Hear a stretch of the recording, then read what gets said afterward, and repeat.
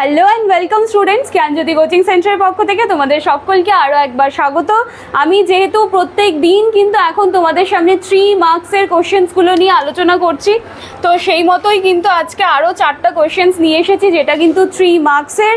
টপিকে যাওয়ার আগে আমি একটু তোমাদেরকে বলে নিতে চাই, দেখো তোমরা যারা প্রত্যেক দিন কিন্তু কম বেশি আমাদের জ্ঞানজ্যোতি কোচিং সেন্টারের সাথে ইউটিউব ভিডিওসের মাধ্যমে যুক্ত হয়ে আছো, কিন্তু সরাসরি আমাদের সাথে এখনও যুক্ত হতে পারোনি, এবং এই অবস্থায় যেখানে তোমাদের এক্সাম কিন্তু একেবারে বলতে পারো যে দাঁড়িয়ে আছে তোমাদের সামনে, তো এই অবস্থায় যদি এখনও তোমরা অনেকেই হয়তো পড়াশোনাগুলোও শুরু করোনি বা অনেকের কাছে হয়তো প্রয়োজনীয় নোটসপত্রগুলোও নেই, তো এই সময় দাঁড়িয়ে যদি তোমরা ভাবো যে জ্ঞানজ্যোতি কোচিং সেন্টারের সাথে যুক্ত হলে তাহলে এই সময় কি আমরা পুরো নোটসটা পাবো বা পুরো যে সাপোর্টটা আছে সেটা পাবো? অবশ্যই পাবে।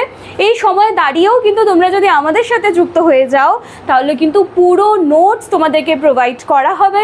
এছাড়া আমাদের অনলাইন ক্লাসেস কিন্তু রেগুলার চলছে, ঠিক আছে? আচ্ছা, তোমাদেরকে একটু আমি বলে নিতে চাই, দেখো এখানে কর্নারে দুটো নাম্বার দেওয়া আছে, এই নাম্বার দুটি কিন্তু হলো আমাদের জ্ঞানজ্যোতি কোচিং সেন্টারের অফিসিয়াল হেল্পলাইন নাম্বার। এই দুটি নাম্বারের মধ্যে যে কোনো একটি নাম্বারে যোগাযোগ করে তোমরা অনায়াসে আমাদের সাথে যুক্ত হয়ে যেতে পারবে, এবং কোর্স ফি রিলেটেড আরও তোমাদের যা কিছু কোয়ারিজ আছে সব কিন্তু এই দুটি নাম্বারের মধ্যে যে কোনো একটি নাম্বারে কল করবে, সলিউশন কিন্তু তোমরা পেয়ে যাবে। আর কথা না বাড়িয়ে এবার ডাইরেক্ট আজকের টপিকে চলে আসি। 4টা কোয়েশ্চেন্স নিয়ে এসেছি, সবটাই কিন্তু 3 মার্কসের। দেখো সবার প্রথমে রয়েছে নাগরিক হিসাবে শিক্ষকের গুণাবলী। এর আগের দিনের ক্লাসে কিন্তু আমি এই 3 মার্কসের যে কোশ্চেন ছিল সেখানে শিক্ষকের উপর থেকে কিছু একটা কোয়েশ্চেন্স আলোচনা করেছিলাম। আজকেও কিন্তু শিক্ষকের উপরেই নিয়ে এসেছি যে নাগরিক হিসাবে শিক্ষকের গুণাবলী কি হওয়া দরকার। দেখো একজন যিনি টিচার থাকেন তিনি কিন্তু বলতে পারো যে সমাজের বা শিক্ষার মানে কি বলবো যে শিক্ষার যেই মানটা সেটাকে কিন্তু আরও উন্নত করে নিয়ে যেতে বা সমাজের যেই মানটা থাকে সেটাকে কিন্তু আরও একটা সুন্দর জায়গায় নিয়ে যেতে কিন্তু একজন শিক্ষকের অবশ্যই ভূমিকা থাকে। তাহলে শিক্ষকের যে মনোভাবটা থাকবে সেটা কিন্তু অবশ্যই সমাজ সেবামূলক মনোভাব থাকবে।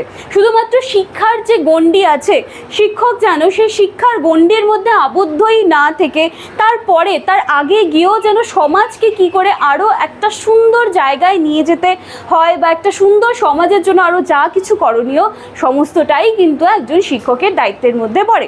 আরেকটা যদি আমি বলতে চাই যে নাগরিক হিসাবে শিক্ষকের গুণাবলী, তাহলে হচ্ছে রাষ্ট্র সেবামূলক হতে পারে। দেখো নিজের সমাজের সেবা তো আমি করে নিলাম, ঠিক আছে, বা একজন টিচার নিজের সমাজের সেবা করে নিল, কিন্তু এর সাথে সাথে কিন্তু নিজের রাষ্ট্রের উন্নতির কথাটাও কিন্তু ভাবতে হবে। এটাও কিন্তু অবশ্যই একজন শিক্ষকের দায়িত্বের মধ্যে কিন্তু পড়ে। তাহলে প্রথম যে প্রশ্নটা ছিল সেটা আমি আলোচনা করে দিলাম। দ্বিতীয়টা দেখো পাঠ্যক্রম রচনার দুটি নীতি, একটা হচ্ছে শিশুকেন্দ্রিক নীতি এবং আরেকটি হচ্ছে ব্যক্তি বৈষম্যের নীতি। আচ্ছা, প্রথমটা দেখো শিশুকেন্দ্রিক নীতি। আমি একটু বলে দিচ্ছি যে দেখো এখন মানে বর্তমানে আমাদের যেই মানে এডুকেশন সিস্টেমটা রয়েছে বা বর্তমানে আমাদের যেভাবে যে এডুকেশন সিস্টেমটাকে ডিজাইন করা হয়েছে সেখানে কিন্তু অবশ্যই বাচ্চাদের কথা মাথায় রেখেই কিন্তু পুরো এডুকেশন সিস্টেমটাকে কিন্তু ডিজাইন করা হয়েছে। সেজন্যই তো বলা হয় যে চাইল্ড সেন্ট্রিক এডুকেশন।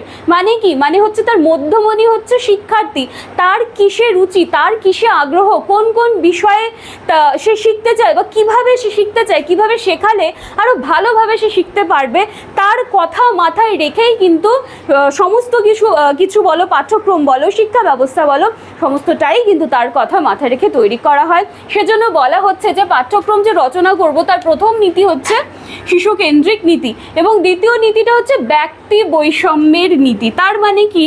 দেখো একটা শ্রেণীকক্ষে কিন্তু সব ধরনের মানে বাচ্চারা কিন্তু থাকে। কারোর মধ্যে দেখা যাচ্ছে যে কেউ একটু বেশি গ্রহণ করতে পারে জিনিসগুলো, বা কারোর মধ্যে দেখছি যে তার আয়ত্ত করতে একটু মানে প্রবলেম হচ্ছে।